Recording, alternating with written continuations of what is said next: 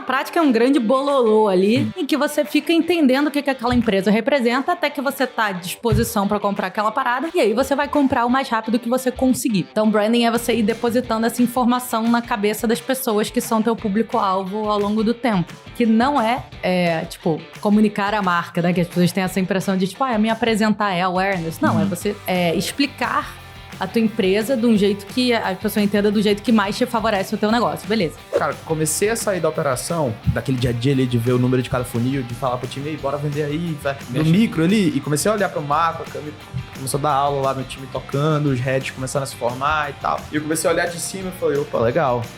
Tá ficando sem graça essa brincadeira aqui já, temos que fazer mais coisa. Você tem um livro dos meus autores favoritos, que é o Steven Johnson, que ele chama De Onde Vêm as Boas Ideias. Ele passa muito por isso. E ele fala que é uma questão que ele chama de adjacente possível. As ideias elas vão crescendo, mas chega uma hora que o mundo possibilita ela. Só que você tem que estar preparado para ser a pessoa que vai vir aqui. E você se prepara não ficando com a mente fechada. Você abre a mente. Uma água que vai ser lançada num copo de vidro. E eu quero divulgar. E aí, normalmente as marcas faziam antes? Pegavam uma fotinha e água no copo de vidro. Funcionou.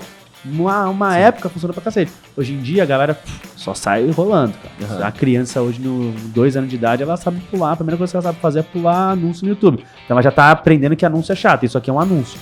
Então o cara fala, beleza, tá, mas como que eu vou divulgar esse copo com água? Eu sei que é com influenciador, mas o que esses influenciadores vão falar? Aí você tem 2 caminhos. Você pode jogar na mão dos caras, os caras te trouxeram, eu vou fazer desse jeito, e você vai aprovando.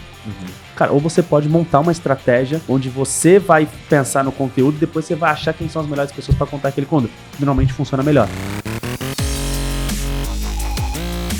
Partners on Demand. Fala, Partners! Seja bem-vindo ao Pod, o Partners on Demand, podcast aqui do Partners. Sou o Iago Claro, COS do Partners e host aqui do Pod. Aqui no Pod, nós trazemos conteúdos voltados para as áreas de marketing e e-commerce, que englobam o nosso ecossistema, o ecossistema de negócios digitais. É por meio desse projeto que nós queremos trazer conteúdos e contextos para te ajudar e te inspirar no crescimento do seu negócio. Afinal, se conectar e acelerar através de um ecossistema facilita muito a sua trajetória. E essa é a nossa missão aqui. Por isso, se você quer entender um pouco mais sobre as nossas soluções, acesse o QR Code aqui na tela ou clica no link aqui na descrição desse vídeo e venha ser um partner. E aí, bora pro conteúdo?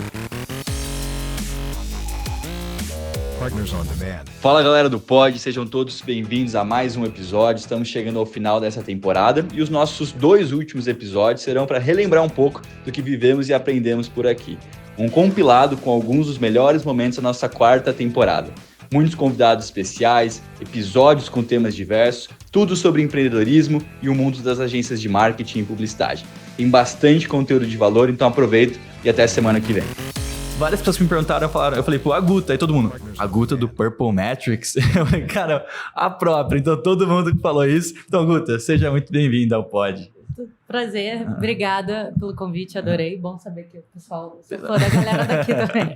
Eu falei, cara, o Tinder sabe com quem você vai dar match e a gente não consegue medir branding? Porra, exato. Tem que dar. Então, a gente mede satisfação, a gente mede intenção de voto, tem um monte de coisa subjetiva que a gente mede. E aí comecei a ver que existem trocentos estudos acadêmicos, mais de 1000, que mostram o resultado de branding. É que esse conhecimento não chegou no mercado. E aí falei, tá, alguém já deve ter resolvido esse problema, não é possível, sabe? Se dá pra medir, por que ninguém tá medindo? E aí tá medindo, só que tá medindo de um jeito muito difícil, porque ou você vai no mundo dos dados e dos data science, esquece que tem pessoas ali atrás e você precisa de muitos data point de dado para chegar em alguma conclusão, ou é a galera da pesquisa que é muito tradicional e não tá olhando o comportamento observado. E aí eu falei, caralho, talvez eu tenha uma história meio única de growth para branding, para empreender, para trabalhar com tech, que me deu um ângulo, sabe? E aí comecei a falar, a me coçar assim, cara, ferrou, preciso resolver esse problema, sabe? E aí comecei a estudar e ver que o mercado, que era um problema no mundo todo. O Brasil é mó forte de marketing. A gente tem vários talentos.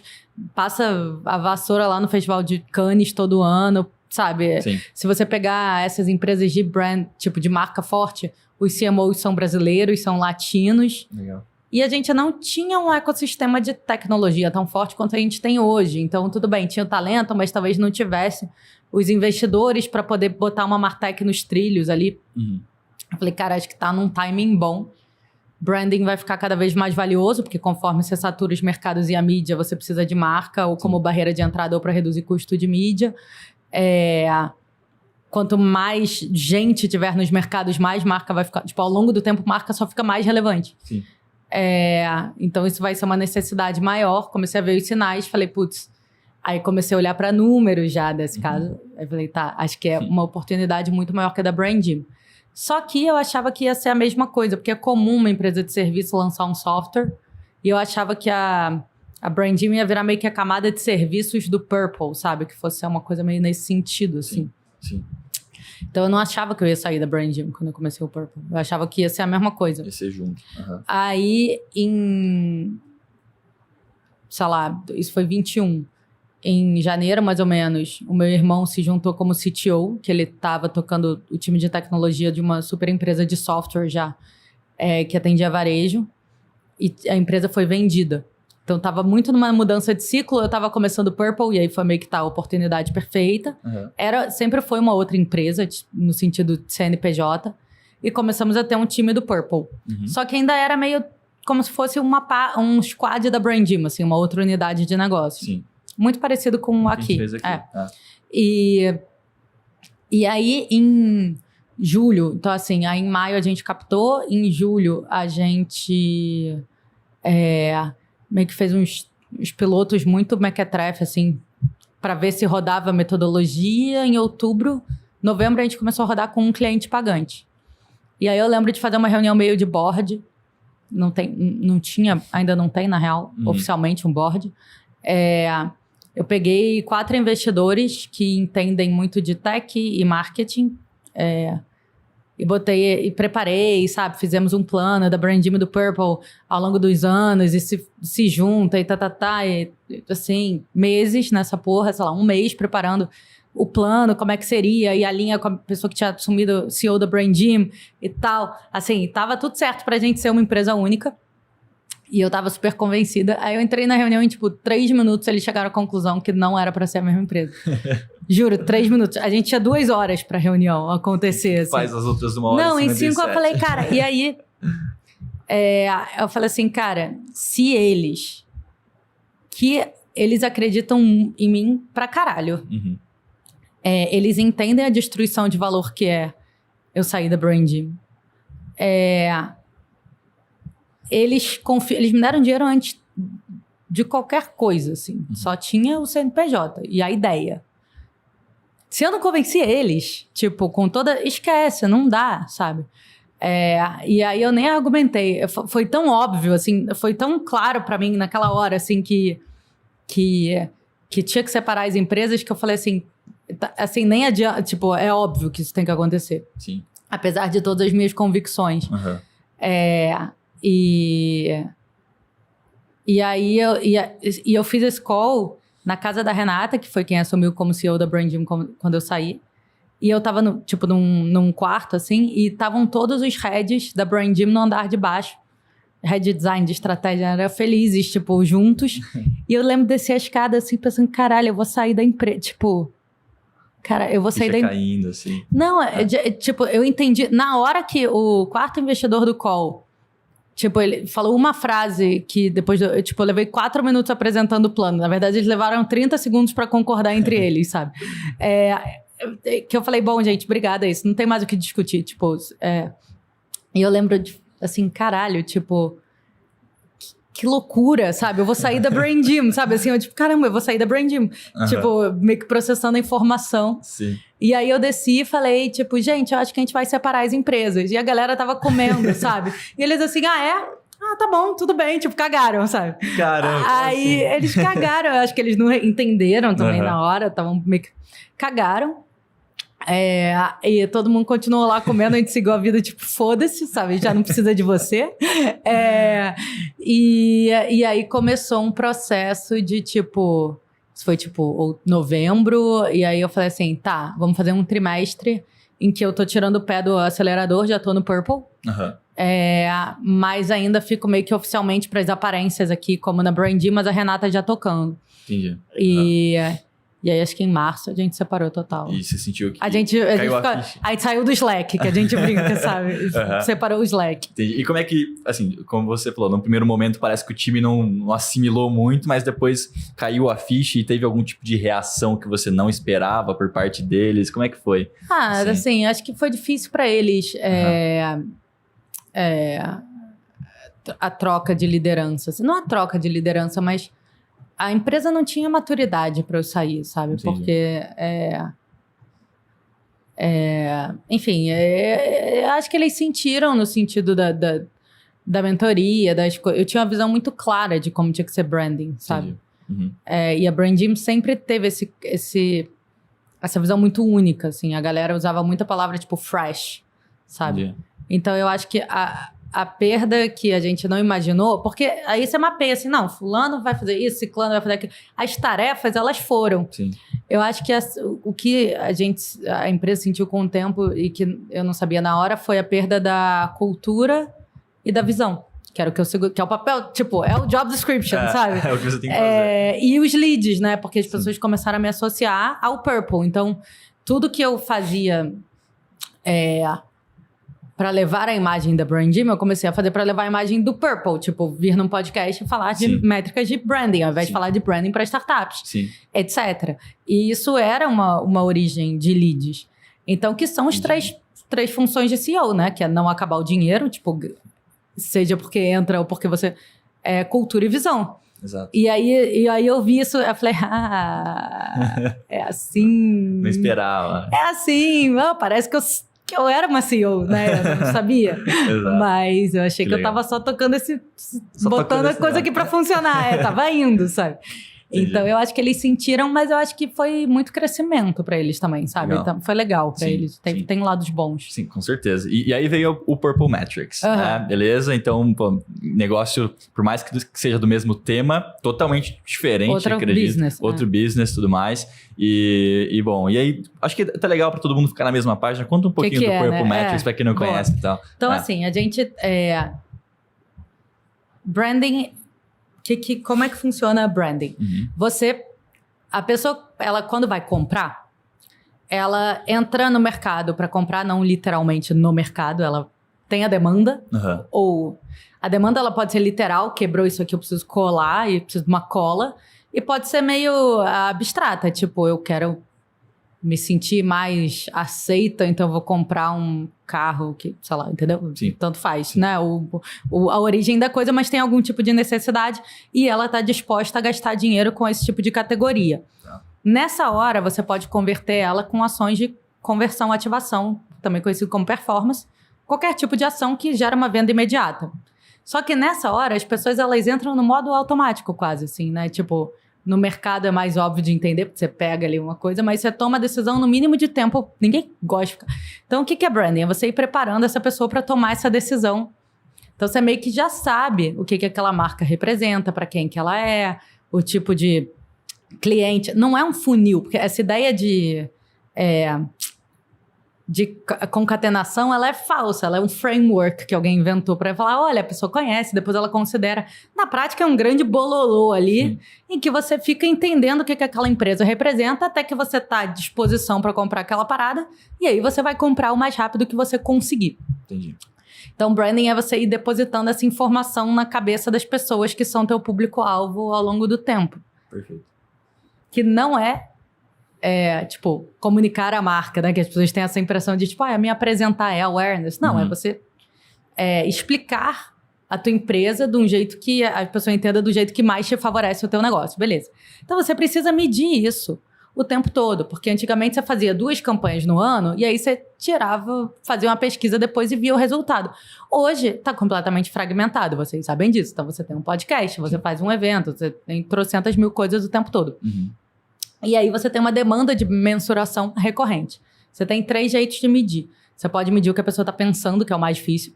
Porque a maioria das coisas é para você guardar a informação, né? Você viu lá o comercial da Coca-Cola com o Papai Noel, ou você foi, vou dar um evento B2C e eu vou dar um exemplo B2B. Você foi numa feira e você ouviu um podcast do Partners on Demand. Sim. Tá.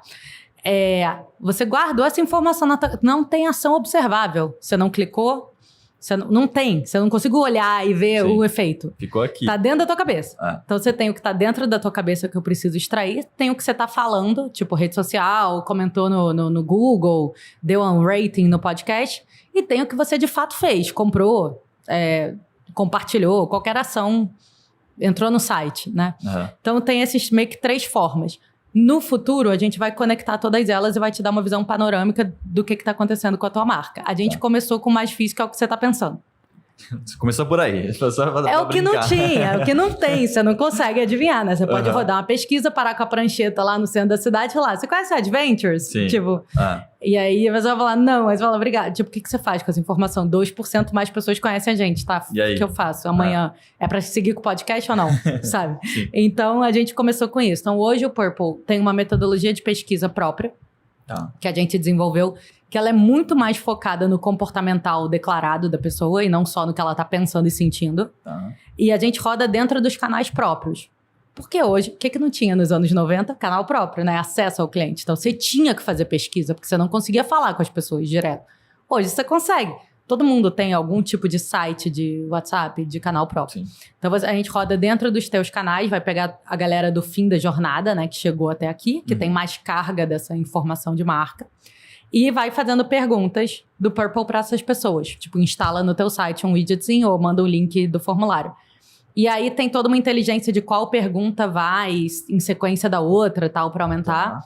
E aí tem os algoritmos que processam essa informação. Então, eu não te falo, tipo, essas são as respostas. Eu te falo assim, a identificação com a tua marca é tanto. A preferência da tua marca é tanto. Então, você tem um dashboard que você fica analisando e você pode comparar vários canais. E várias semanas, vários momentos, e ter um brand score, e ter uma intenção de compra. E vendo como que... Então, assim, tem um cliente nosso que percebeu que disposição a comprar e identificação são muito correlacionados.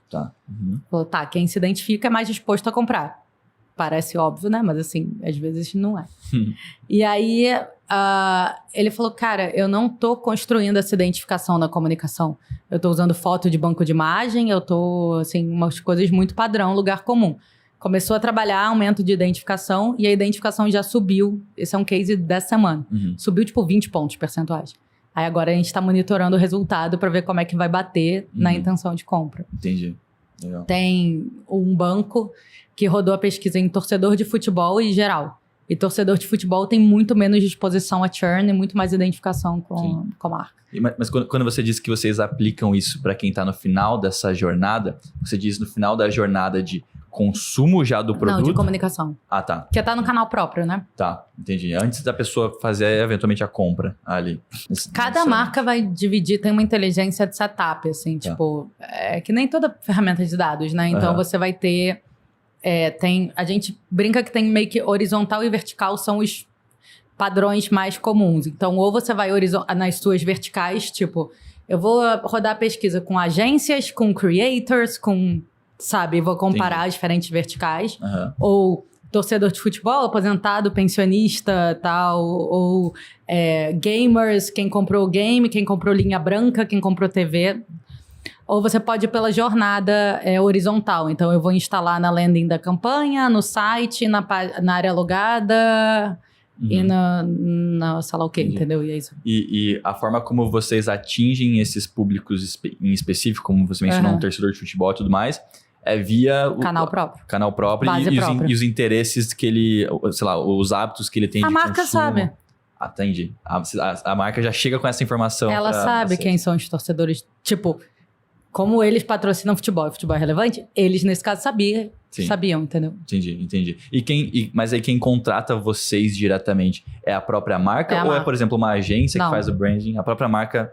E vocês devolvem essa informação para a própria marca e ela vai entender o que fazer com essa informação? É um dashboard, você loga. Sim. Como que nem fosse um Google Analytics, assim, sabe? Então, tem agências que acessam, porque é só você acessar o dashboard.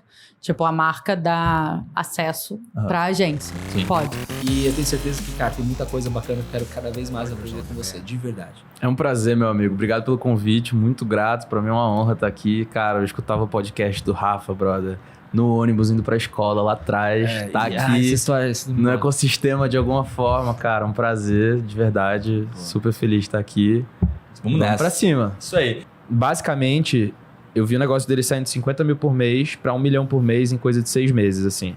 Fazendo isso aqui que eu vou falar para vocês, isso virou processo e vários outros players estão executando. Nossa metodologia é modelo de negócio, funil e área comercial.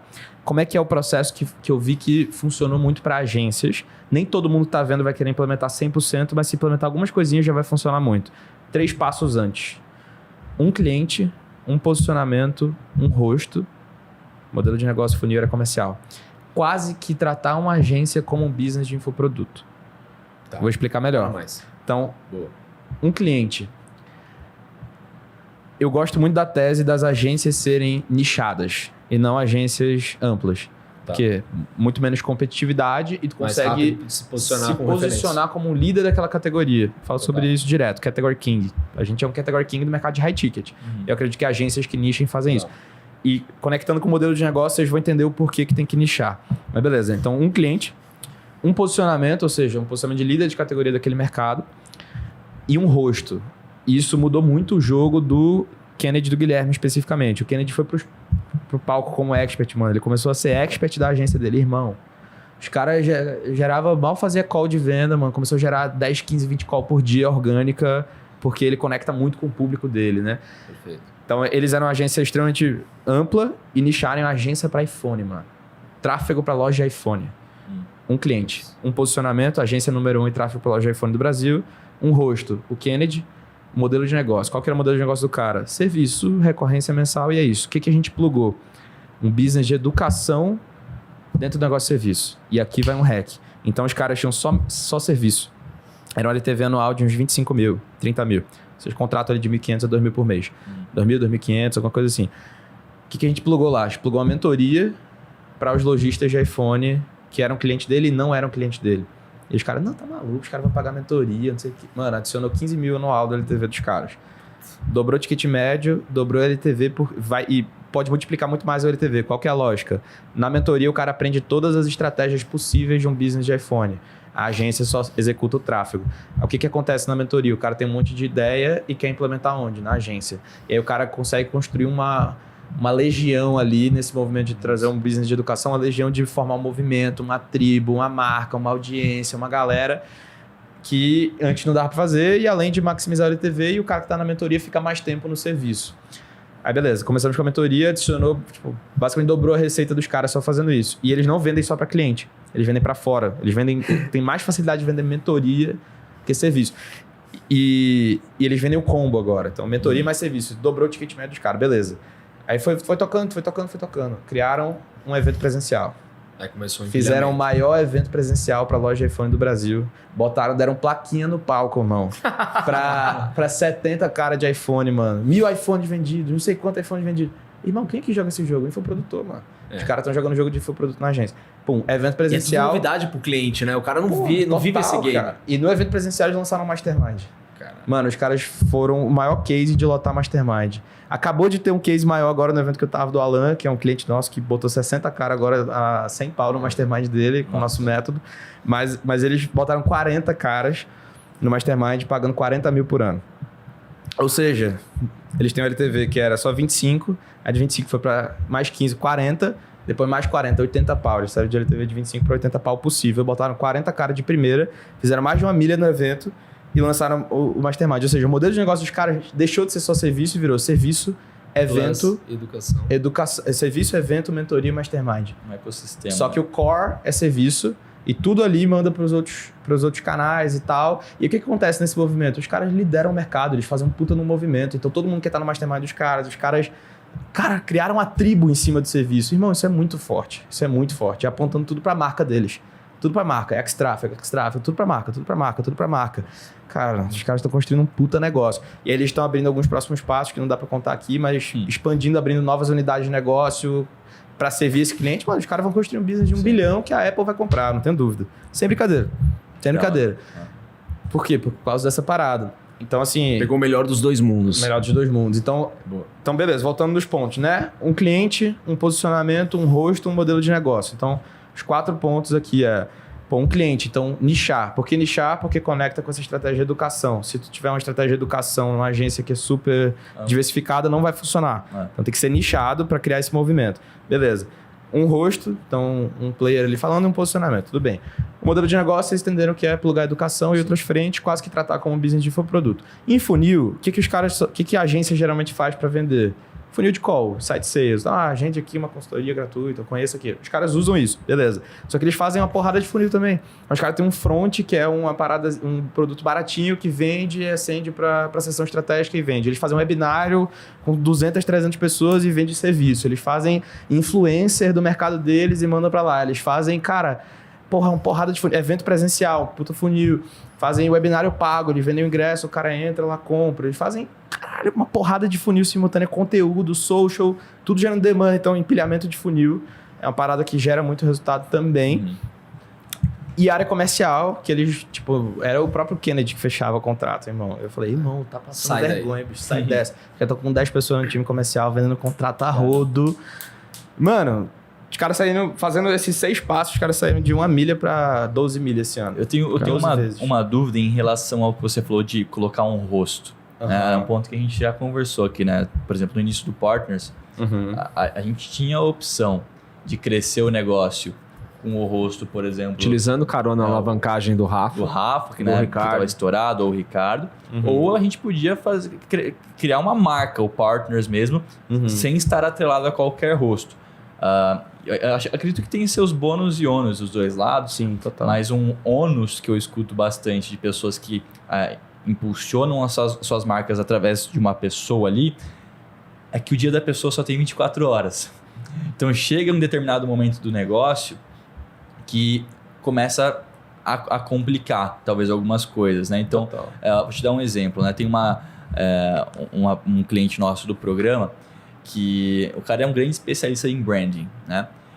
E o nome do negócio dele, todo o negócio dele é pautado em cima do nome dele. Ele tem um nome grande na área. Só que ele falou, cara, o problema é que todo cliente que entra, ele quer ser atendido por mim, né? Ele não quer ser atendido necessariamente pelo meu time ou algo nesse sentido. Então, isso foi criando um problema para ele que queria talvez escalar. O ponto que eu trouxe é, cara, se você quer, né, continuar com a sua imagem e vendendo e as pessoas comprando por conta da sua imagem, talvez você não vai para o lado de escalar. Talvez você vai ter uma quantidade menores e você vai aumentando o seu ticket. Se as pessoas querem te acessar, elas vão ter que pagar cada vez mais. Mas olhando para esse cenário de agência, você acha que não pode ter algum problema ou quando a gente atrela um rosto, ou você acha que as vantagens elas são maiores? E aí, cara, eu gosto muito da ideia de marca desde o D0, que foi o que esses caras fizeram, só botar no rosto para impulsionar a marca. Então, sempre transferir para a marca. Eles têm uma estratégia de conteúdo que a marca faz, então o time deles posta conteúdo toda hora, e é o time e tal. E o Kennedy, que é o founder, fica só mandando demanda para lá, só que eu entendo que é um risco, uma fragilidade. Sim. O que resolve esse ponto do, eu quero estar próximo do expert, do dono da marca e tal? A educação. Então, beleza, quer estar próximo? Quer que a gente faça o tráfego? Faz aí, meu time vai tocar. Agora, quer estar perto? Vai pra mentoria. Quer estar perto? Vai pro mastermind. Quer estar perto? Vai no evento. Então, tu acaba monetizando mais essa parada aí. Então, assim, acho que são prós e contras. De fato, não tem muito o que fazer, né? Ao contrário... Só que eu acho que é mais fácil fazer isso num business de agência do que num business de educação 100% que nasce com o expert, entendeu? Entendi. Então, um negócio que nasce com o expert pra virar uma marca, irmão... É difícil. Porra, a gente tá tentando fazer isso. É um jogo difícil. Agora, uma agência que tem uma marca desde o D0 e fica o fundador transferindo a demanda pra lá, e é um business de serviço que o time toca... Entendi. Então, eu acho que o fundador ele fica como se fosse um influenciador, da marca, exatamente. Entendi. E aí o game, e eles estão inclusive abrindo mais influenciadores, trazendo uma lógica de vesting pro grupo deles. Eles estão dominando o game ali. Foi essa a linha que a gente escolheu no início do Partners. Não tinha prova social, tinha cliente, tinha autoridade, tinha processo, não tinha método. E a gente falou, cara, como é que a gente vai começar esse negócio aqui? Poderia alavancar isso com o Rafa, só que a ideia do Rafa era dedicar a frente também para outros business, não só mais ser um influenciador. Cara, então vamos pagar o imposto de começar do zero uma marca, e óbvio que você ganha menos velocidade, mas você ganha uma construção mais sólida e, cara, é o jogo do equity, né? Então a gente 100%. Trabalha muito mais para esse lado do que simplesmente só fazendo os picos. E, cara, assim, acho que uma das coisas que eu quero jogar luz aqui que você tá trazendo, e é muito bom ter a tua visão, a tua também, Iago, porque acho que no final é sobre princípios e fundamentos. Eu gosto muito de olhar isso, E eu vejo que muitos empreendedores, principalmente no mercado SMB, eles são empreendedores pelos quais eles agarram a ideia deles, os ideais deles e afundam com esses ideais. Eles não entendem essa oscilação, esse movimento. Então, o que você trouxe aqui, mais ou menos, para mim é, cara, você tem que jogar com várias cartas, como se fosse uma carteira de investimento. Você tem que ter um vai te dar uma renda um pouquinho menor, mas o risco menor, outro um risco mais maior, mas em compensação ganhos maiores. Então, você diversificar o business, não só simplesmente você ter, hoje, acho que em 2023, e quando alguém estiver escutando esse podcast, sei lá quando, pode ser 2030, aqui o que funciona é você ter um negócio plus educação, ou educação plus um negócio. Então, acho que isso que você tem que estar mais ou menos no radar, independente de qual seja o serviço no final do dia. De todos os pontos, assim, dos 6 pontos que eu trouxe, cara, pode ignorar o rosto, assim. O rosto é o menos relevante. Ele é mais relevante a curto prazo.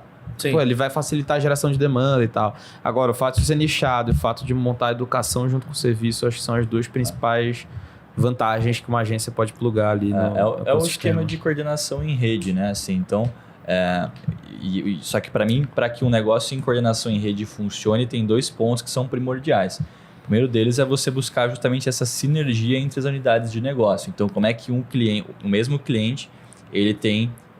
ele pode ser usuário de todos esses produtos, todas as unidades, então a gente as BUs, né? A gente traz o exemplo do Mercado Livre. Cara, hoje um seller ele entra no Mercado Livre, ele tem o mercado envios para enviar os produtos, ele tem o mercado pago, então é o mesmo usuário para todos os produtos. Ou seja, você está dividindo o seu CAC ali entre vários produtos, entre várias vendas. Então isso é importante. Uma vez que você não conseguir mais ou não fizer sentido essa sinergia, na minha opinião, já faz sentido você separar os negócios. Foi muito do que a gente fez aqui, por exemplo, né? Então, chegou no início do grupo, a ideia era ser esse formato, a gente sempre buscou muitas sinergias entre as unidades de negócio, mas com o desenvolver dessas unidades de negócio, o público começou a ser diferente, né? O caminho começou a mudar e a gente entendeu, cara, não faz sentido a gente ficar querendo forçar sinergia, e sim que esses negócios tenham objetivos diferentes e a gente foi cada um daí criando a sua própria coordenação em rede. Então, o que a gente tem feito agora é criado novas unidades de negócio dentro desses negócios que antes eram BUs e viraram empresas. É o que a gente tem feito agora. Animal. Então sinergias são importantes. E o segundo ponto é você entender o papel de cada uma dessas unidades de negócio, como você mencionou. Nem todas as unidades de negócio, elas precisam ter como papel dar lucro. Sim. Você pode ter, por exemplo, uma unidade de negócio de educação, por exemplo, que normalmente vão ter grandes margens e que vão sim te dar lucro para sustentar eventualmente uma unidade de negócio de tecnologia, que a gente sabe que a margem é muito apertada, mas então por que é interessante eu ter um SaaS? Porque o valuation de SaaS é 17, é um múltiplo de 17. Ou seja, faz sentido você ter. Da mesma forma, faz sentido eu ter uma agência, sendo que a agência às vezes tem margem muito apertada? Cara, talvez faça sentido você ter uma agência, porque as marcas que você atende pode gerar autoridade para o seu negócio. Então, quando a gente fala que a gente atende Pizza Hut, Tinder, essas contas, nos gera autoridade. Então, eu acho que esse é um ponto importante, você entender qual é o papel de cada uma dessas unidades que você tem, né? Junto com essa sinergia. Animal. Acho que juntando essas duas coisas tende a dar certo. E aí, o ponto que é o mais desafiador, na verdade, todos são desafiadores, mas esse também é desafiador, é como é que você pluga inteligência de dados para que você, como gestor, consiga gerenciar todos esses negócios. Então, você não vai chegar lá para o seu time e ficar perguntando, como você mencionou, quanto está o custo por lead e tudo mais. Cara, você como gestor tem que conseguir, de alguma forma, datificar o mundo físico, ou seja, o que está acontecendo em cada uma dessas unidades e, cara, você vai olhar métrica, vai olhar KPI. E aí, uma vez que você enxergar essa métrica, você vai... Na minha opinião, um gestor ele tem que estar com o tempo dele, grande parte dele alocado onde a empresa mais precisa. E aí você vai olhar ali no indicador e vai ver que em algum momento o seu churn está muito alto em algum mês. Então eu, como gestor, vou alocar o meu tempo no time de operações ali para entender o que está acontecendo. Né? Depois, no mês seguinte, pode ser uma outra coisa. Então, como é que você datifica esse mundo físico que em serviços é um pouquinho, às vezes, mais difícil do que eventualmente num produto, né? Então esse é um desafio e aí você faz essa gestão. Que aula, hein, mano? Puta aula. Lê depois. Já leu o livro Alibaba Estratégia de Sucesso? Não, cara. Obrigatório, cara. Pra quem Ele for repetiu o difícil. livro. Que se bem que eu já falei o livro, nem precisa ler mais. Anota aí pra ler depois. Mas é esse o conceito, assim, cara. É difícil você fazer funcionar. Vários negócios ao mesmo tempo. Né? Porque, pensa, né? O seu time, ele tá acostumado a lidar com um tipo de atividade. E uma vez que você começa a tornar essa atividade complexa, porque são várias coisas, o barco tende a afundar. Total. Então, você tem problemas operacionais, tem problemas de cultura, porque Exato. às vezes uma unidade de negócio tem uma cultura um pouco diferente da outra, Exato. você está trabalhando em business um pouquinho separado. E até tem um ponto, existem mercados que eles são um pouco mais exponenciais.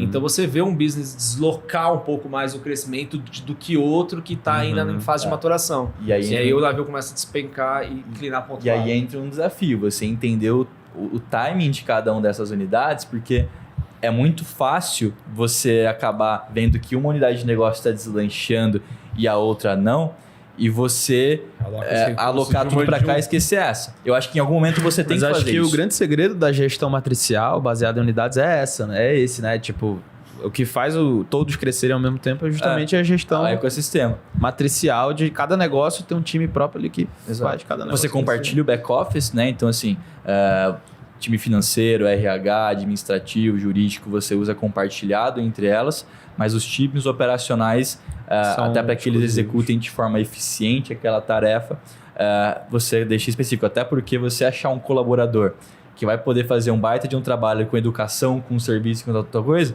é muito mais difícil você encontrar um que vai fazer só o serviço da agência, por exemplo. Sim. Né? Então, quem fica em cima de todos são os diretores, né? Os executivos. E isso, hoje, você...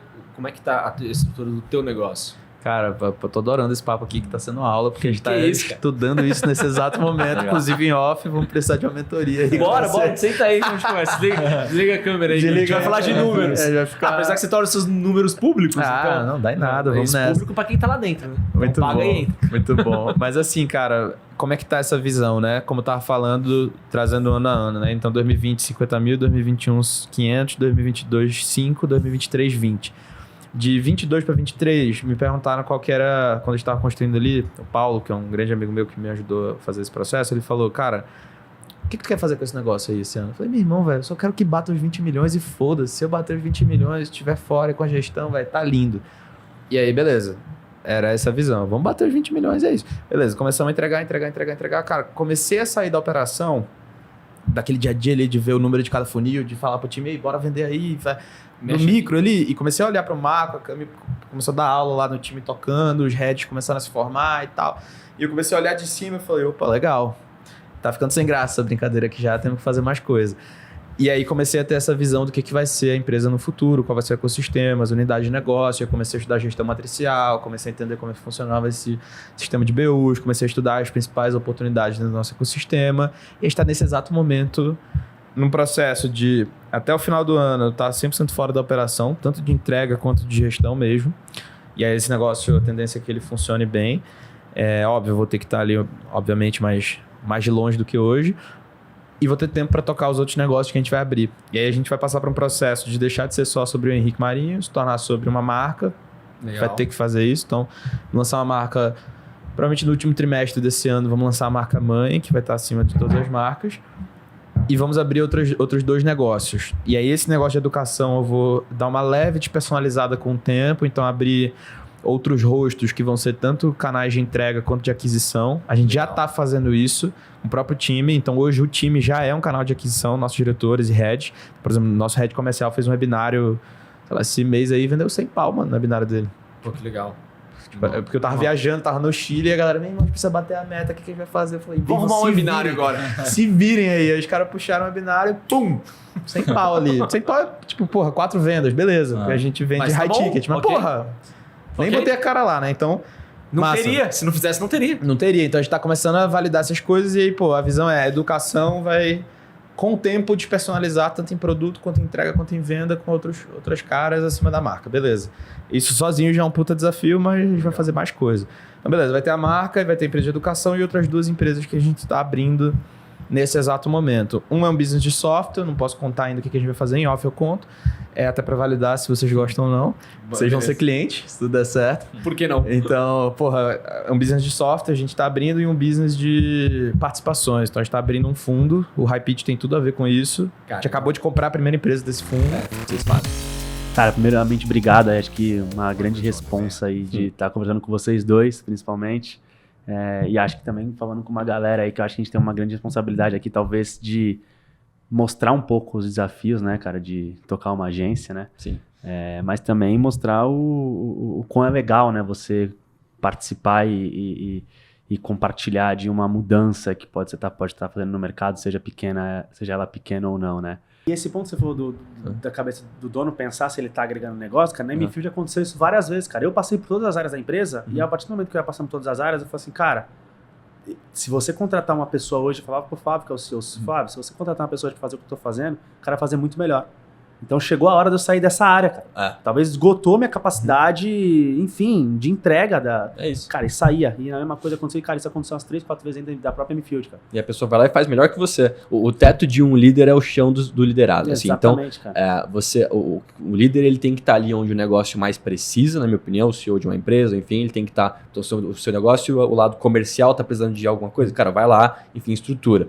Fez sua parte, meu irmão, coloca alguém no lugar, deixa esse cara fazer melhor do que você. Talvez no início, essa pessoa vai fazer a 70% do que você faz. Mas depois, com o tempo, essa pessoa vai melhorando e espera-se que ela faz melhor do que você. Até porque você, como dono de um negócio, espera-se que você tenha um perfil muito mais generalista do que especialista. Então, eu sou bom em várias coisas, mas eu vou trazer um cara que é muito bom nisso aqui. Né? E aí você vai compondo um time forte. Então, eu pedi demissão 4 vezes dentro da M-Field, cara. Basicamente isso. Falei, cara, daqui eu não consigo mais entregar. E foi 4 vezes aconteceram isso. Até que hoje eu tô como novos negócios ali dentro, cara. Enfim, que é uma parada que eu amo fazer. Que é tu acordar um dia e falar, caralho, como é que eu vou fazer isso aqui acontecer? Como é que eu vou tirar esse papel? Ou como é que eu acho um dinheiro novo pra dentro do meu negócio, né, cara? Isso que é muito difícil. Legal. E o outro ponto que você falou, cara, contratem pessoas melhores que você sempre. Sempre. Qualquer galera que tiver senso de centralizar, de, cara, ser centralizador, cara, vai se perder no longo prazo. Quanto mais você centralizar, mais você vai se perder, cara. Contrate pessoas melhores que você sempre. E não tenha medo algum, sabe? Tipo assim, você tem que olhar para aquelas e falar, cara, esses caras, hoje meus diretores todos são muito melhores que eu, do que eles fazem, mas muito. Sim, e é esse o caminho, né? E você tem que ter a humildade de reconhecer que as pessoas vão ser melhores que você. E, cara, naturalmente, se vem uma pessoa que ela é desalinhada com aquilo que vocês acreditam como cultura, a própria cultura vai expelir essa pessoa. E o ponto importante é, cultura ou você define ou ela se define sozinha. Então, se em nenhum momento eu com o meu negócio sento e defino o que é minha cultura, eu tô vulnerável à minha cultura se definir sozinha e acabar indo para um caminho que não é interessante. Aí é que você não tem controle, né, quando ela define. Pode ser que ela se define e fala, beleza, tá tudo certo. Seja ótimo, pode ser o contrário. Exato. Perfeito. E, cara, entrando nesse tema que vocês falaram, tipo, influenciadores, creators, acho que é legal da gente entrar nisso.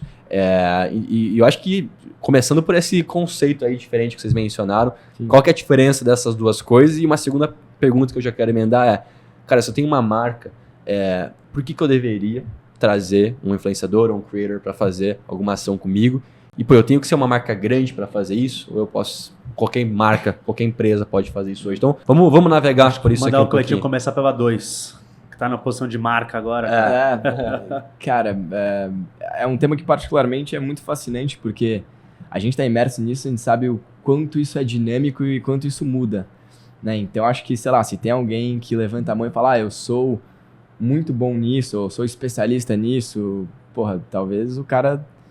Não sei se isso é muito verdade, porque ele era especialista hoje. Talvez amanhã ele não é mais, talvez. Então, acho que particularmente é um tópico que né, me particularmente fascina muito, porque é algo muito dinâmico, né? Então, e até depois quando eu passo a bola pro Biel, é interessante, acho que vocês falarem isso, porque, porra, a maneira como vocês faziam marketing de influência 5 anos atrás é completamente diferente do que vocês fazem hoje. Talvez pega um ano atrás, né? Acho que é diferente do que vocês faziam hoje, né? Então, pode ser legal você abordar um pouco o influenciador que estava grande há 6 meses atrás não tá mais. Não, acho que não só influenciador, mas até falando de plataforma e conteúdo, né? A gente olha o que o TikTok é hoje, compara com 5 anos atrás, enfim, então... particularmente é algo que me fascina muito porque tá todo mundo aprendendo, né? Obviamente tem pessoas que estão mais antenadas ou não, mas particularmente acho que é muito legal o fato de ter plataformas emergentes, ter pessoas, né, como você falou, novos influenciadores, mas particularmente, né, hoje eu sou responsável, né, pelos influenciadores das 3 marcas que a gente tem aqui, né, na Adventures, que é a GL com Gustavo Lima, Lud da Ludmilla e Fave da Flávia Pavanelli. E de certa forma é um canal de venda, né? Acho que a gente começou a olhar, né? Um canal de posicionamento de marca, de conteúdo, de venda, que sinceramente a gente não olhava antes, né? Quando a gente lançou as marcas, né? A primeira marca que foi a GL do Gustavo Lima, a gente lançou em agosto do ano passado, então a marca não tem nenhum ano ainda. Mas a gente não estava olhando muito para esse lado porque a gente falou, a gente tem o Gustavo Lima como nosso sócio, como a cara da marca, né? E aí aos pouquinhos a gente lançou a marca, né? Ou seja, com o avião decolando, a gente vai ter que pensar numa estratégia de influenciadores para justamente reverberar e nos ajudar, né? No nosso caso, o nosso objetivo em GL é posicionar a marca, né, muito forte inicialmente nesse mundo sertanejo, nesse mundo agro, né? E só o Gustavo Lima não vai ser suficiente, né? Então, foi muito legal e, né, e aí no meu caso, falando um pouco da minha história, para quem não ouviu o último pod, mas eu trabalhava com atletas na parte de agenciamento desses atletas, agora, né, entre aspas, pedindo dinheiro para as marcas patrocinarem esses atletas, e hoje eu sou a marca que, né, a pessoa na marca que desenha justamente esse plano, né, e enfim, então tá sendo muito interessante, mas entrando mais um pouco na tua pergunta, Iago, acho que não tem tamanho, a marca tem que ter X de faturamento, acho que é um canal que a marca tem que olhar, independente do tamanho, né? Acho que tamanho do segmento. Exato. As marcas hoje em dia, né? O Ricardo, fundador aqui da Adventures, fala muito isso, né? Fala sobre a atenção do consumidor, a atenção das pessoas. Né? Hoje em dia, esses influenciadores digitais, creators, atletas, depois a gente entra aí nessas divisões, mas essas pessoas detêm a atenção da audiência hoje em dia, né? A atenção quando as pessoas entram no Instagram, no TikTok, no Twitter, elas vão ali consumir conteúdo dessas pessoas. Né? Então, se a sua marca tentar competir, né, pela atenção dessas pessoas, elas vão perder, porque essas pessoas estão ali sempre fazendo aquele entretenimento que as pessoas estão ali voltando organicamente de graça, entre aspas. Né? Então, né, aí obviamente como você faz isso com esses influenciadores, o Bielson é uma das pessoas que mais vai, enfim, mais entende isso no Brasil, sem dúvida alguma, mas acho que respondendo sua pergunta um pouco isso, é muito interessante porque é uma coisa que muda muito, mas independente do tamanho da marca, tem que olhar para isso, porque é uma coisa que, se você for competir, né, eu vou fazer conteúdo só sobre a minha marca ali na página PJ, ali no Instagram, você não vai... Só conteúdo institucional, né? Exato. Não tem por que as pessoas acompanharem. Não. Mas acho que até é legal, Biel, você falar como que isso é um processo de educação, de certa forma, que vocês fizeram aqui no Brasil, né? Exato. Mostrando isso para as marcas. Eu acho que, antes de falar um pouco disso, é legal participar de podcasts, essas conversas, e tu começa a repensar as paradas, né? Tu falou, cara, a mudança não era mais o que é hoje, a plataforma. Eu falei, cara, o Field nunca sofreu com isso, né, velho? Assim, são 5 anos que a gente nunca parou pra fazer uma reunião de alinhamento e falar, caraca, e agora? O TikTok apareceu. E aí começa a ficar, por quê? Cara, porque a gente apostou sempre em conteúdo, cara. E conteúdo, cara, aonde vai ser divulgado é obviamente que importa, pra cacete. Forma que vai ser divulgado, onde vai ser divulgado, é parte importantíssima. Mas, cara, o conteúdo, ele é adaptável para qualquer lugar, cara. Perfeito. Pro podcast, pra gente fazer uma palestra ali, pra gente chamar a galera agora e fazer um bate-papo, pro Instagram, pro TikTok. Cara, pra qualquer lugar, ir pra um evento com 100 mil pessoas. Sim. Você precisa definir o conteúdo que você vai fazer ali, cara. E a M-Field sempre foi focado em conteúdo, cara. Não importa onde a gente vai fazer isso. Cara, já fiz campanha no LinkedIn, já fiz campanha no TikTok, no Kawaii, cara, em todas as plataformas possíveis e imaginárias a gente já fez campanha, porque faz parte do meu briefing na hora que eu pego para montar o conteúdo sobre isso. Então, aí, entrando um pouco na tua primeira pergunta, cara. Primeiro que, para mim, diferenciar influenciador de creator, eu acho que é a parte mais importante do papel. Para mim, todo creator é influenciador, mas todo influenciador não é creator. Cara, então, o que eu quero dizer com isso, cara? Vai ter a próxima edição do Big Brother, vão entrar mais 20 pessoas lá. Vão sair 20 influenciadores. Simples assim. É uma maquininha que vai entrar lá e vão sair 20 influenciadores. Só que desses 20 influenciadores que vão sair lá, provavelmente você não vai ter nenhum creator. Provavelmente. Pode ser que sim. Pode ser que você tenha... Sei lá, vamos pegar a Manu Gavassi. A Manu Gavassi é de lá, cara, ela é uma influenciadora e uma creator. É uma pessoa que consegue criar conteúdo. E não somente replicar conteúdo. Porque o influenciador, o conceito basicamente é você, de novo, falando de audiência. Você tem eu tenho uma mensagem para passar e eu vou comprar de você, porque se eu falar, 10 pessoas vão me escutar. Se você falar, 10 milhões de pessoas vão te escutar. Então você Eles pode falar... né, a tua Exatamente. Você pode falar para mim da mensagem do meu produto, porque eu sozinho não consigo chegar no alcance que eu quero. Perfeito. Já um criador de conteúdo, normalmente ele não tem o mesmo alcance que o influenciador. Por quê? Ele é focado em trabalhar um conteúdo melhor, em fazer um conteúdo muito foda, em pautar uma produção que seja feita não só para ele, mas para os outros influenciadores que vão participar da campanha. Normalmente esses creators, eles que fazem a mensagem principal e depois as marcas contratam, ou pelo menos a M-Field já fez muita estratégia dessa, onde eu pego um creator, ele cria o conteúdo hero e eu contrato vários outros influenciadores para divulgar o conteúdo daquele cara. Porque se a gente for pensar antes, beleza, vamos voltar por exemplo do copo. Eu tenho uma água que vai ser lançada num copo de vidro e eu quero divulgar. E aí, normalmente o que as marcas faziam antes? Pegavam uma fotinha e, tipo assim, água no copo de vidro. Funcionou. Uma época funcionou pra cacete. Hoje em dia, a galera só sai rolando, cara. A criança hoje, 2 anos de idade, ela sabe pular. A primeira coisa que ela sabe fazer é pular anúncio no YouTube. Então, ela já tá aprendendo que anúncio é chato. Isso aqui é um anúncio. Então, o cara fala, pô, beleza. E aí, a M-Field entra muito nesse papel. Tá, mas como que eu vou divulgar esse copo com água? Eu sei que é com influenciador. Mas o que esses influenciadores vão falar? Aí você tem 2 caminhos. Você pode jogar na mão dos caras e os caras te trouxeram, eu vou fazer desse jeito, eu vou fazer... E você vai aprovando. Cara, ou você pode montar uma estratégia onde você vai pensar no conteúdo e depois você vai achar quem são as melhores pessoas para contar aquele conteúdo. Normalmente funciona melhor. Entendi. Porque como é que você vai definir como é que você vai definir... vou definir o influenciador com fit com a marca? Não, cara. Você tem que definir o influenciador com fit do conteúdo. Água, copo de vidro, eu posso falar, você pode falar, qualquer um pode falar. Mas qual que é o conteúdo que você vai fazer? Aí sim eu vou começar a plugar os influenciadores. Então, eu acho que esse é o primeiro ponto da gente olhar, né, cara? E aí, entrando no ponto que o Cleto falou, normalmente o que as marcas fazem hoje? Elas ficam refém de influenciador. Eu hoje, se eu fosse uma marca, o que eu faria? Primeiro que a minha marca seria um creator, minha marca seria uma marca que por si só, ela gerasse muito engajamento, muita audiência, muito conteúdo. Você tem várias marcas que fazem isso, várias. Vou te dar um exemplo, cara. Entra no Instagram da Bis, por exemplo, Bis Chocolate. Sim. É um fenômeno. O que os caras fazem ali é uma loucura. Sim. Muito foda, muito foda. Dá pra você consumir conteúdo e seguir a Bis ali sem comprar um Bis, cara. Porque uma marca é um creator. E aí eu usaria os influenciadores primeiro para divulgar minhas campanhas, meus produtos, enfim, meus pontos altos que eu tivesse ali durante o ano. E aí eu iria pegando esses influenciadores e fazendo um tráfego de audiência, cara. Primeiro, aí você tem que escolher a audiência certa, né? Para você não ter dispersão. Se você escolher a audiência errada, você tem um tráfego muito pequeno. Que é onde entra o papel da M-Field também de fazer todo esse mapeamento e conseguir fazer isso, cara. Então, usa esses caras para trazer tráfego para tua audiência, para quando a marca entrar no teu Instagram ou entrar na tua rede social, ela ficar. Mas, na verdade, assim, a audiência, né, o consumidor. Mas o consumidor só fica se tiver alguma coisa legal lá. Véio. Sim. Não vai ver. Hoje, se vocês olharem, vocês seguem poucas marcas. Vocês seguem pouquinho, vocês seguem pessoas. Sim. As marcas que vocês seguem é porque vocês gostam de consumir alguma coisa ali dentro, sabe? Sim. Então não adianta, cara. É a mesma coisa que você... O papel do influenciador pra mim, pra fechar essa pergunta é... Você tem uma loja de rua, né? Uma loja de roupa de rua. E é uma rua que não passa ninguém, tá ligado? Não passa ninguém nessa rua lá. Fala, cara, pô, tem uma loja irada e não passa ninguém na rua, cara. O papel do influenciador é pegar essa tua lojinha de rua e colocar numa avenida, onde vai entrar muita gente na tua loja. Muita gente. Sim. Agora, se tua loja é irada, é foda, umas roupas animal, que o preço é bom, tá, o preço tá de acordo com o mercado, você tem atendente foda pra atender, você tem uma qualidade, você tem prazo, cara, pô, tá feito. Agora, se você pega essa tua lojinha, joga na avenida, entra um monte de gente, você não tem nada disso, cara, gastou dinheiro à toa. Você gastou dinheiro à toa.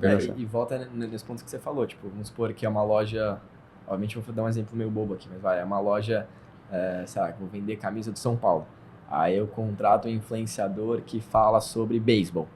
Aí vai passar um monte de gente que gosta de beisebol ali na frente, ninguém entendeu? Então, o cara vai entrar na loja e fala, pô, eu não gosto de futebol. Vai beisebol, contratar o Igão, que é do Podpah, que é claramente corintiano. Exatamente. Então, acho que é muito né, muita gente acha que me pergunta, mas como que escolhe o influenciador certo e tal? Enfim, acho que depois a gente pode entrar mais no detalhe, mas acho que muito se parte desse pressuposto, assim, né? Quem que é o público-alvo da tua marca e quem que é a audiência dessa pessoa, entendeu? Porque se tiver isso descasado, não vai trazer nenhum resultado que mova ponteiro de negócio, né, de venda para você. Eu ia entrar bem nisso, porque ouvindo vocês falarem, eu fui pensando, cara, o influenciador ou o creator que seja, ele é mais um canal que as marcas têm para divulgar o seu conteúdo, assim como antes a marca olhava para a TV e pensava, pô, eu tenho o Sport TV e tenho o SBT, então eu vou colocar minha propaganda aqui no Sport TV porque eu quero atingir um público que gosta mais de esporte, talvez. Ou no SBT, que é uma galera um pouco mais de idade, que gosta de novela.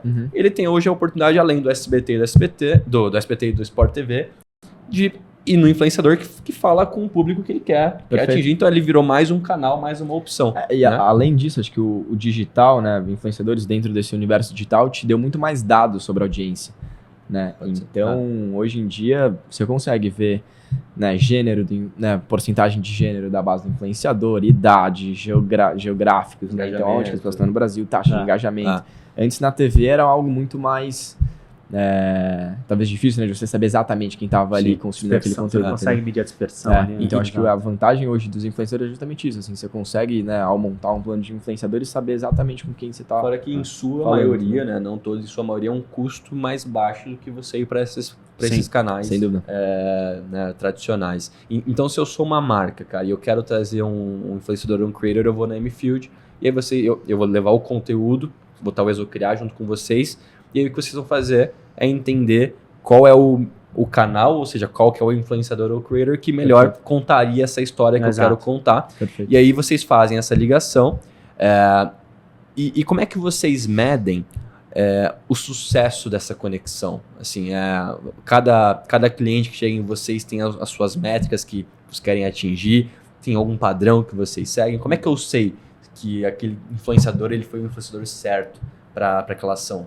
E aí, só voltando atrás, não necessariamente você precisa vir na M-Field com conteúdo criado, tá? Normalmente, de novo, quem sabe usar melhor a M-Field só chega com falar, cara, eu preciso... Tenho essa ideia, me ajuda. Uma sementinha ali. Preciso fazer algo com isso aqui que eu tenho na mão. E aí a gente ajuda, com influenciadores, a gente ajuda a criar um plano de influência para o que você precisa.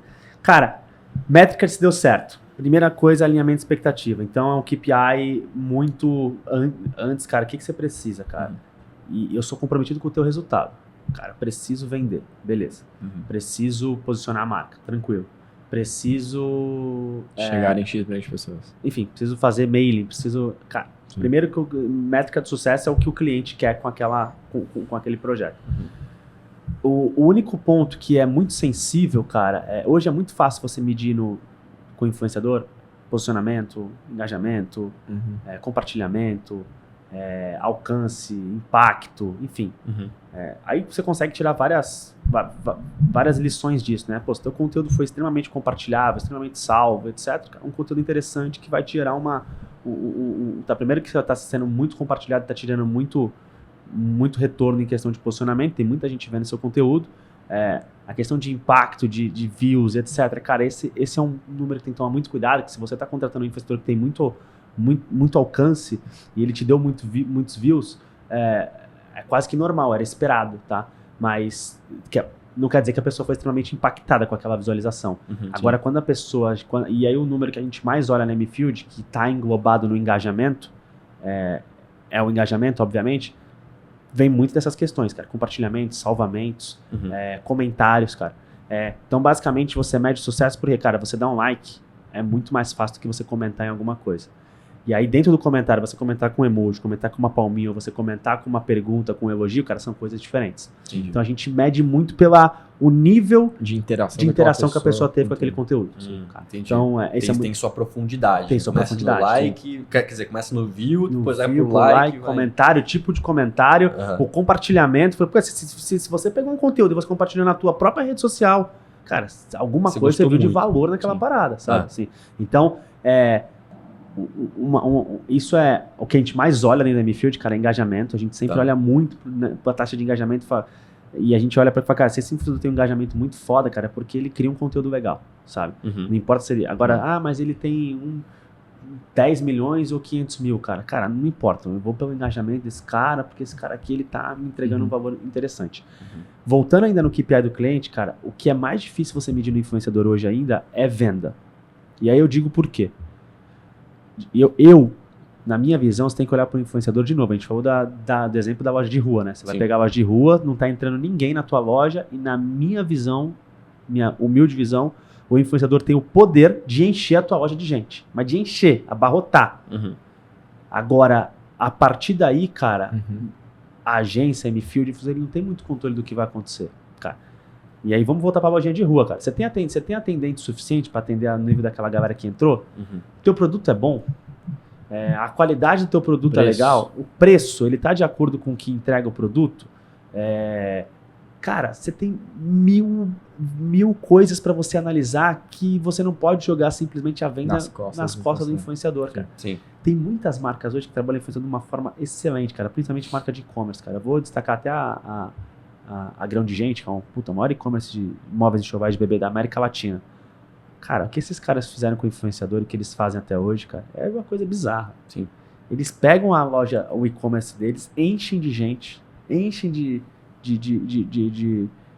views, né, de pessoas olhando pro e-commerce, cara, e eles começam a trabalhar aquela galera ali, cara, numa performance muito foda, num remarketing, numa questão de você pegar aquele influenciador e você trazer, normalmente eles fazem só voltado pra maternidade, né, então eles pegam influenciadores que estão grávidos, etc e tal, cara, pega aquela base, cara, começa a trabalhar aquela base, um conteúdo, 2 conteúdos, 3 conteúdos, e aí os caras vão entrando no e-commerce eles já conseguem impactar esse cara de uma outra forma, e eles conseguem visualizar toda a jornada do usuário quando ele acessa o conteúdo do influenciador, clica no link, vai pro site, e aí ele vai trabalhando esse cara até converter esse cara numa compra.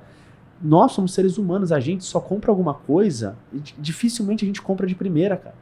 O Ricardo até fala muito disso, cara. A gente não deixa muitas marcas entrar na nossa vida. A gente é muito resistente a marcas novas, cara. Então, normalmente um conteúdo, e por isso que uma estratégia de influenciador tem que ser muito bem pensada para você amplificar isso e você aparecer, você cercar esse teu usuário, para falar, pô, vi aqui, vi ali, tá todo mundo, daqui a pouco o Cleito, que é meu amigo, compartilhou, daqui a pouco o Iago compartilhou. Tá todo mundo vendo isso aí, eu vou comprar, cara. Você tem que ser impactado 1, 2, 3, 4, 5. Dificilmente, quando o cara quer venda de primeira, dificilmente o cara vai chegar, a não ser que essa pessoa esteja muito pronta para comprar.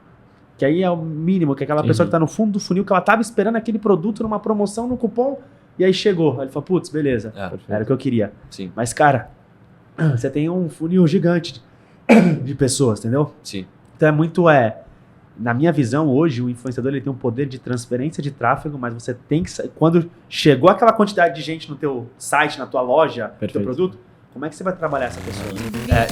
Eu quero até ler, eu até peguei o celular aqui, que eu peguei uma apresentação dele que eu achei peculiar. Que eu falei, pô, vou pesquisar um pouquinho como é que a galera se apresenta. E a apresentação dele tá assim.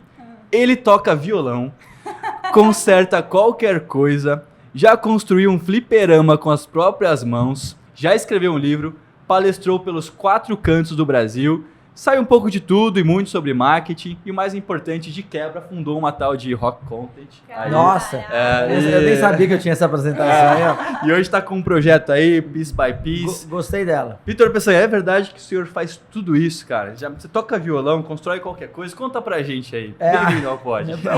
Obrigado por me ter aqui. O que eu mais estudo hoje não é marketing. Eu gosto muito de psicologia cognitiva. Legal. Que legal. E psicologia em geral. Eu acho que pra mim é o melhor, sabe? É igual você falar, essa questão de você conectar as coisas, né? Sim. Cara, é o clássico serendipidade, né? As coisas que vão acontecendo com você, mas elas só acontecem com você porque você está mentalmente preparado. Não é acidente. Então é você... O Steve Jobs fala muito isso, né? Que olha, eu estudei tipografia, me ajudou a fazer a primeira versão do macOS. Tem para quem tiver interesse, tem um livro um dos meus autores favoritos, que é o Steven Johnson, que chama De Onde Vêm as Boas Ideias. Ele passa muito por isso. Sim. E ele fala que é uma questão que ele chama de adjacente possível. Né? Tipo assim, as ideias elas vão crescendo, mas chega uma hora que o mundo possibilita ela. Sim. Só que você tem que estar preparado para ser a pessoa que vai ver aquilo. Legal. E você se prepara não ficando com a mente fechada. você abre a mente. Então você estuda, igual falou, você pode estudar elétrica, você pode estudar física, você pode estudar psicologia, você pode estudar economia.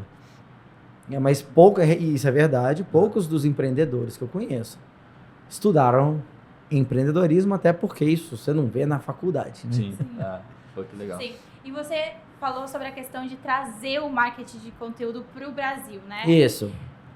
Onde foi o start? Você falou assim, cara, preciso... Porque no final a Rock Content se coloca como a pioneira de trazer realmente o marketing de conteúdo, né? Então, assim, onde foi o estralo que você falou assim, cara, Legal. preciso trazer isso? Beleza.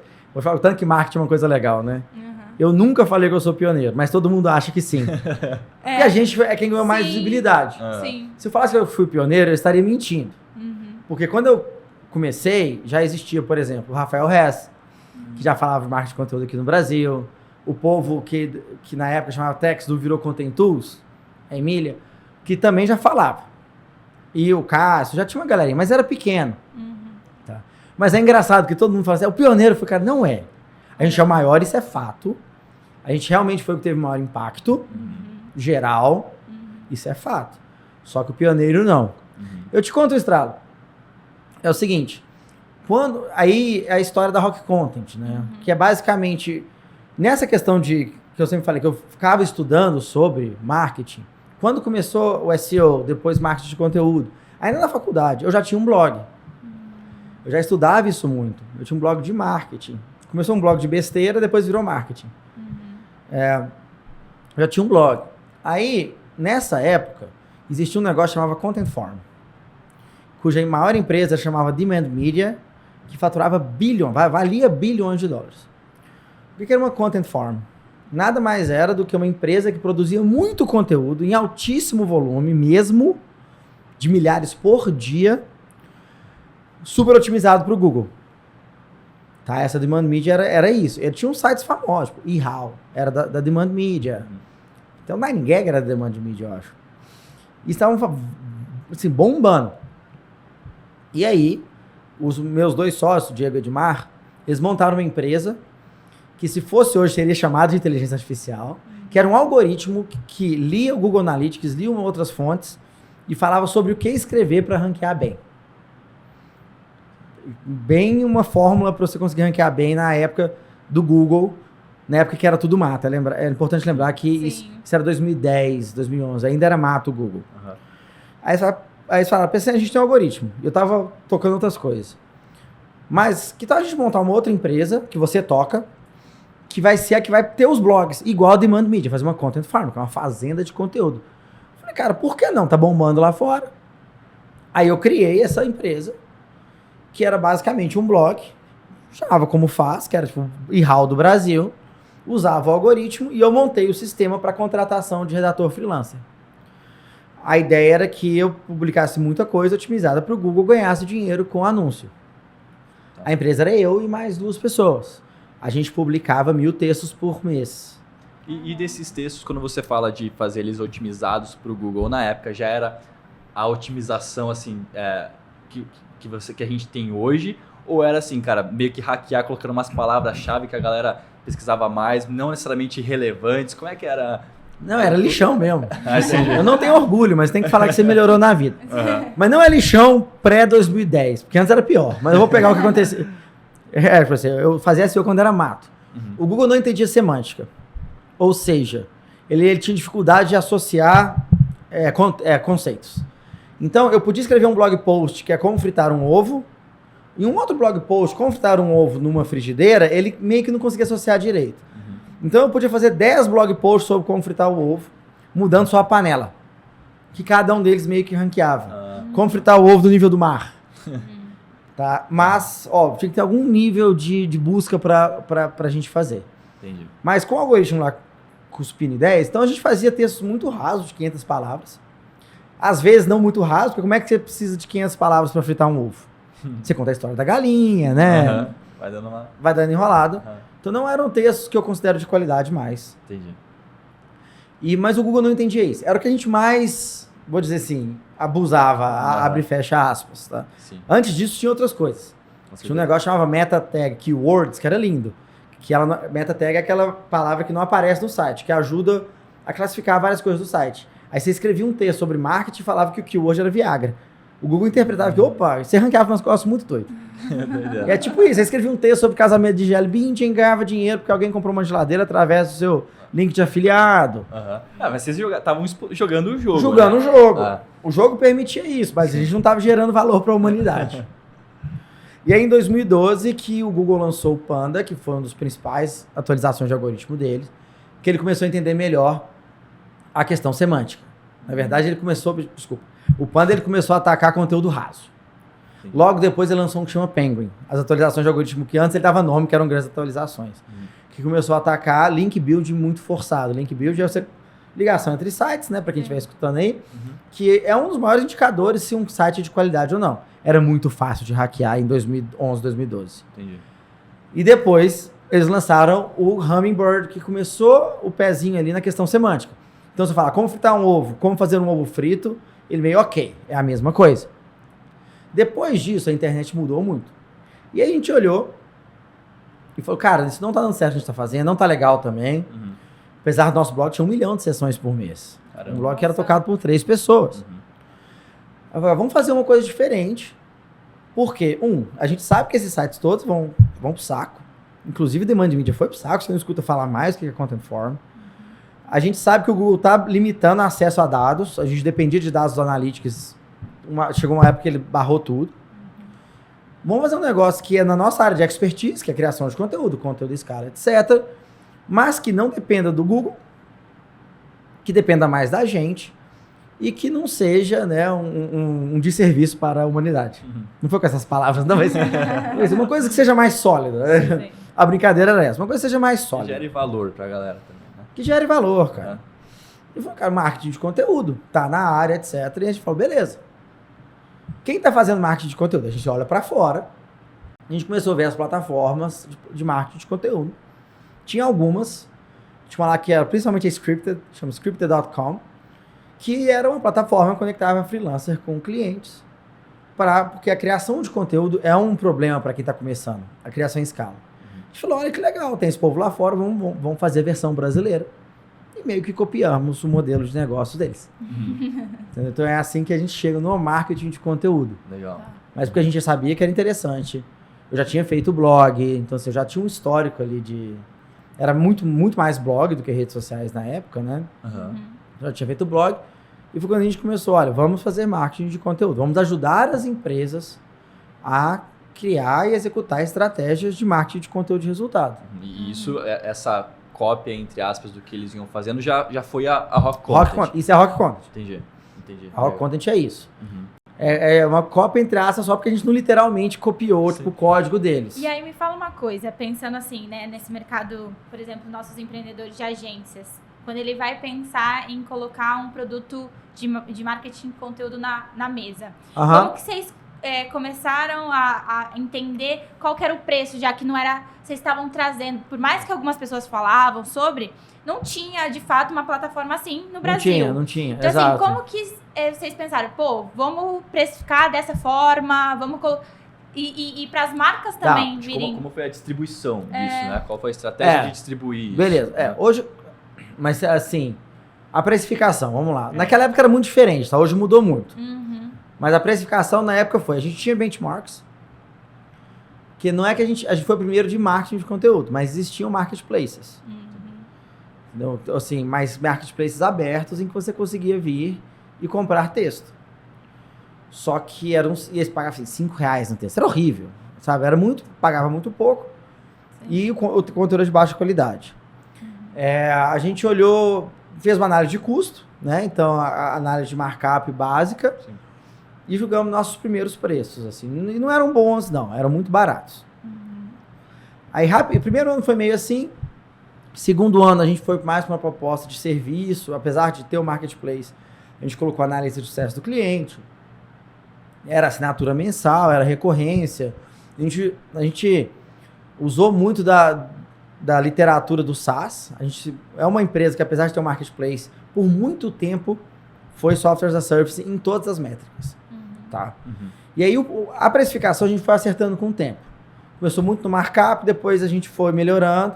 Tanto que a Rock mudou muito da fundação até tipo assim, cara, até hoje, né? Mas tinha uma época que nosso cliente médio nos pagava, deixa eu pegar aqui, eles pagavam 7, 8 mil por ano, muito pouco. A gente viu que não dava para atender bem esse cliente. Aí a gente teve que ir para clientes maiores. Depois, ano passado, retrasado, a gente chegou a fechar clientes de 1 milhão por ano. Então, de 7 mil para 1 milhão por ano.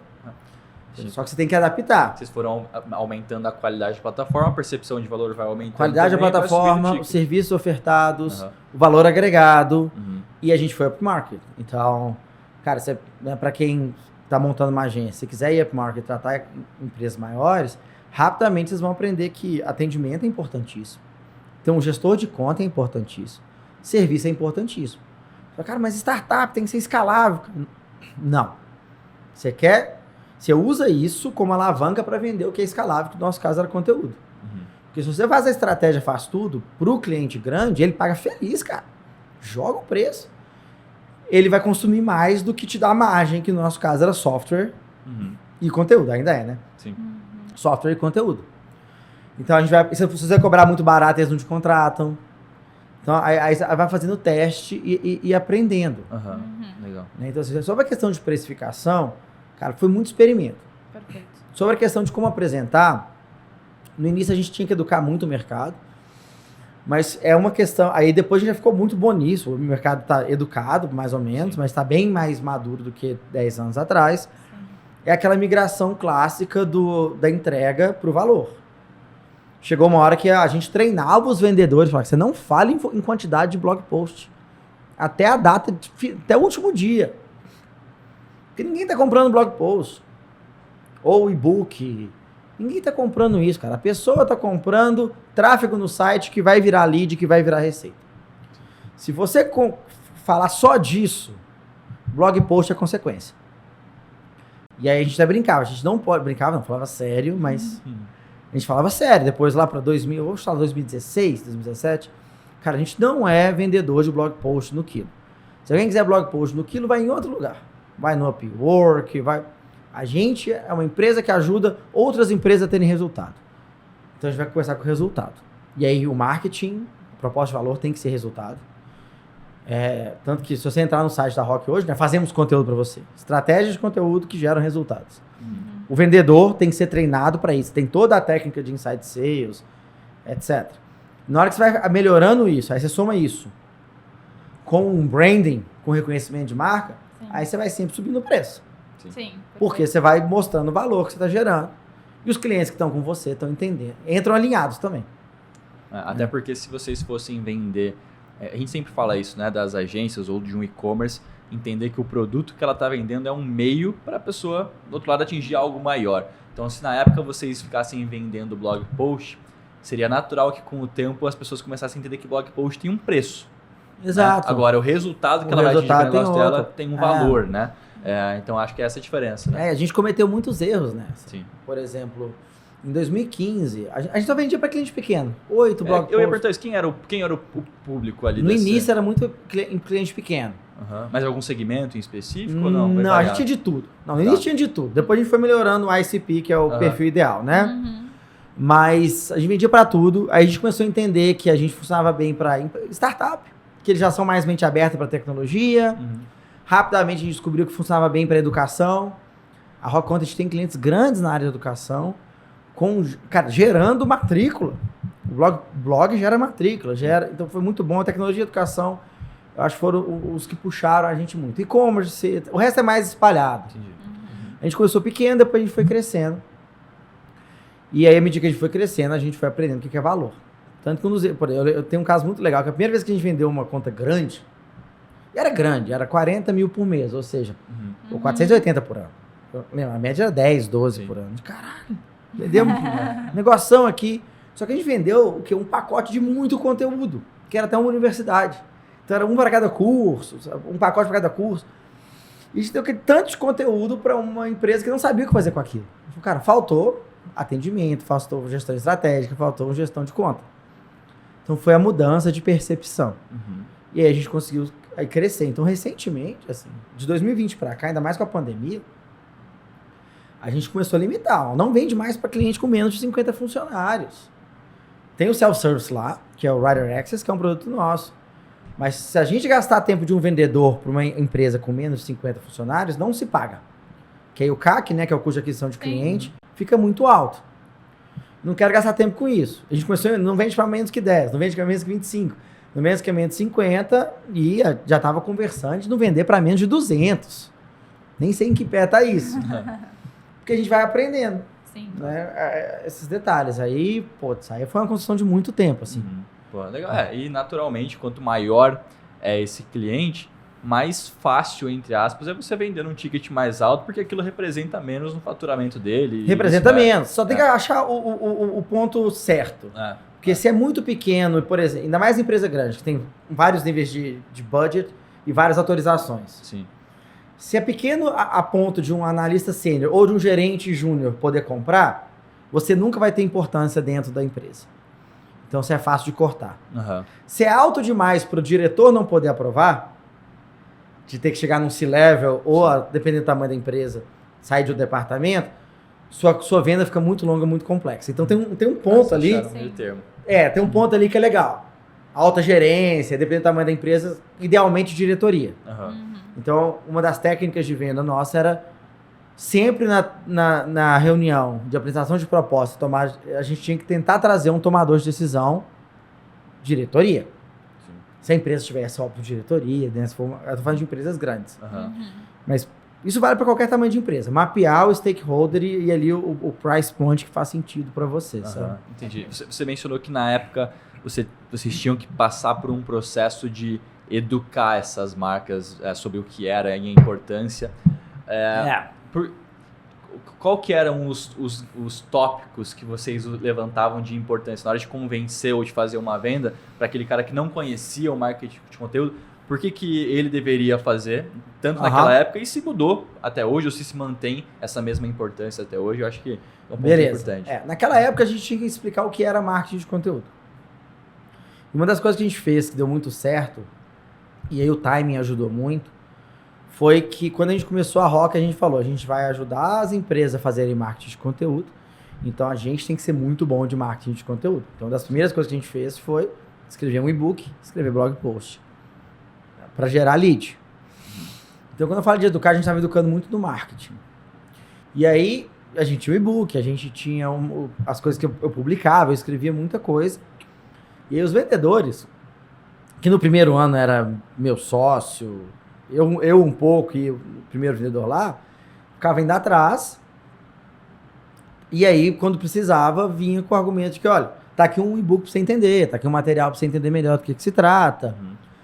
Mas aí a gente tinha o argumento do momento, né? Com pequenas empresas. Fala, cara, você não vai ficar competindo na mídia paga ali, no PPC, leilão com empresa gigante. Começa a fazer a diferença com conteúdo de qualidade para os seus clientes. Então, assim, a gente já ia na proposta de meio que... Naquela época, muito de... Cara, isso aqui é um caminho que é mais eficiente para você. Você já levava para um lado que talvez também custaria menos. Custaria menos, menor, exatamente. Tinha problemas? Tinha vários problemas. Porque para uma empresa pequena, a gente falava, não, vem, chega. Só que para uma empresa pequena, cara, você tem que entender melhor quais são as necessidades dela. Não é curto prazo marketing de conteúdo. Então, se a empresa precisa fechar, pagar as contas mês que vem, a gente não pode vender marketing de conteúdo. A gente cometeu esse erro, sabe? Tanto que quando a gente vai para empresas maiores, eu também mudei muito minha mentalidade sobre tudo isso, o marketing de conteúdo é muito importante e ele conecta com os outros canais. E hoje, cada vez mais, é o que eu falo que uma das minhas missões é matar marketing de conteúdo. O termo marketing de conteúdo. A gente tem que parar de separar. Porque é uma jornada só. A mesma pessoa que vê um anúncio também vai ver o blog post. Sim. Aí você tem 2 departamentos. Eu tenho um departamento de mídia offline, sei lá, comunicação, vai saber, um departamento de conteúdo e um departamento de performance. Como se existisse um grupo de pessoas que só vê anúncio e o grupo de pessoas que clicam em resultado orgânico, né? Não faz sentido. No PXPE, o André Siqueira falou sobre isso, que é exatamente assim. Cara, tô aqui fazendo um evento. Aí o cara vem no meu evento. Aí eu vou lá e posto do evento. Um cara que me segue na rede social vê sobre mim, sobre a minha marca no evento.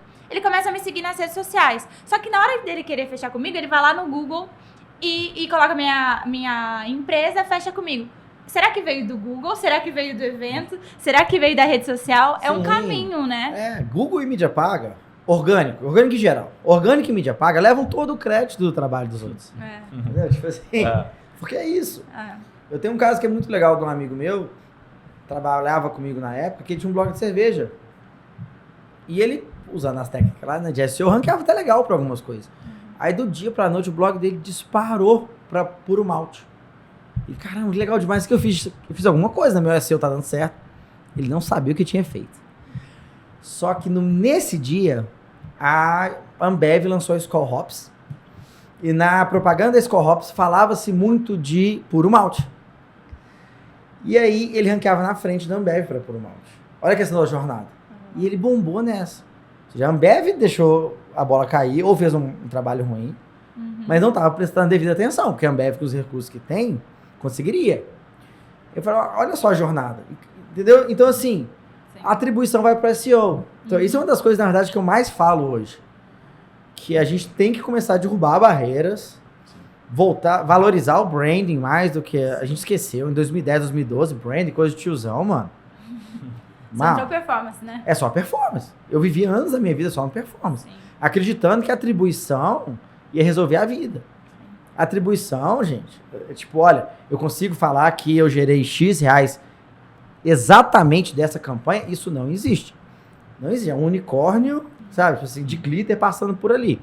Você tem modelos que te ajudam a entender tendências, incrementalidade, etc. Mas falar, eu sei exatamente um R$1 para tudo que você faz, é impossível. Acho que até a Bruna me falou isso uma vez pro time, que a Bruna, ela defende o branding aqui dentro, é a pessoa responsável por isso, e uma vez que a gente concentra 100%, entre aspas, as nossas vendas em performance, ou já coloca muito esforço nisso, o problema da performance é que uma vez que você desliga a chavinha, acabou as vendas, né? Morreu tudo. Então a importância de você investir em marketing e outras coisas. Então o que você está dizendo é que o ideal, se eu tenho um negócio, ao invés de eu...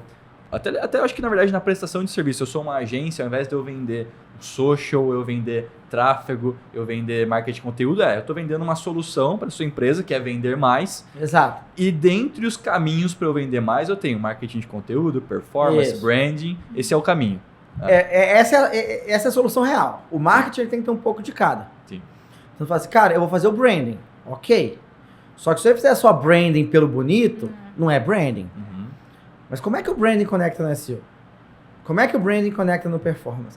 Como que o SEO conecta no performance? Como que o conteúdo conecta no performance? Você tem que mapear essa jornada.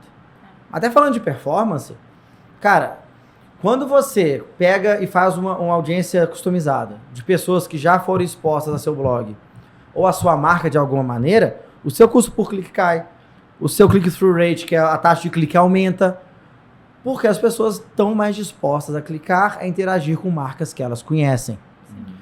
Só que o tanto de departamento que você vê que fala assim, não, tá aqui o povo da performance, tá aqui o povo do conteúdo. Eu falo, gente, mas... E esse povo aqui tá gerando insumo para você.